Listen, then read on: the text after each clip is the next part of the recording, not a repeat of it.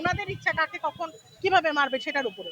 যদি সরকার নিরাপত্তা না দিতে পারে তাহলে যারা আছেন ইথিস্টে তারাও এক এক করে যাবেন এবং আমরা তাকাই তাকাই দেখবো।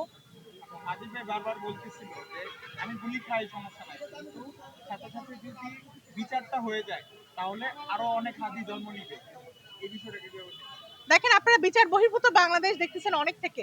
৭১-এ বাংলাদেশ যদি মুক্তি স্বাধীনতা লাভ করে, স্বাধীনতার পর থেকেই কিন্তু আপনারা বিচার বহির্ভূত বাংলাদেশ দেখতেছেন।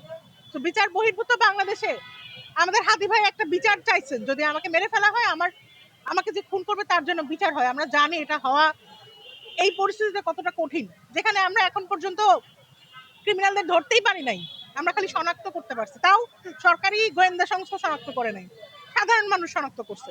তাহলে আমার আমার ট্যাক্সের টাকা দিয়ে আমার গোয়েন্দা সংস্থা পালার তো দরকার নাই, কোনো আইন শৃঙ্খলা বাহিনী তো দরকার, তারা তো আমাকে নিরাপত্তা দিতে পারতেছে না, আমাকে নিরাপত্তা দিতে পারতেছে না, আমাদের কোনো নেতাকে নিরাপত্তা দিতে পারতেছে না, হাদি ভাইকেও আলটিমেটলি দিতে পারে নাই।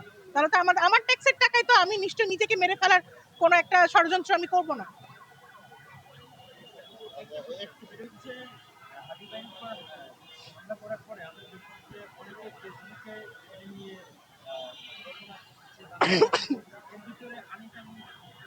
জি জি। আচ্ছা, আপনি আনিস আলমগীরের কথা বলছেন, ডালটনের কথা কেন ভুলে যাচ্ছেন? ছাত্রলীগের বাকি নেতাদের কথাগুলো ভুলে যাচ্ছেন, যুবলীগের বাকি নেতাদের কথা ভুলে যাচ্ছেন কেন? যারা দেশের বাইরে থেকে এগুলো করছে, তারা পোস্ট দিচ্ছে, তারা হুমকি দিচ্ছে। আমরা যারা সার্ফেসে আছি বা সামনাসামনি আপনাদের মিডিয়া ফেস করতেছি, তাদের সবার নাম, পরিচয়, মোবাইল নাম্বার, এনআইডি এবং ঠিকানা পর্যন্ত তাদের দখলে। আমরা কোথায় কিভাবে যাই, তা আসলে তো আমরা নিরাপদ, আমরা তো তাদের সার্ভেলেন্সের আন্ডারে আছে, আমরা তো সরকারের নিরাপত্তার মধ্যে নাই। এটা তো চলতেছে ৫ আগস্টের পর থেকে। সকল রাজনৈতিক দলগুলো দেখা গেছে হাদিবাদ আক্রমণের প্রতিবাদ করছে, বাম দল কেন প্রতিবাদ করছে?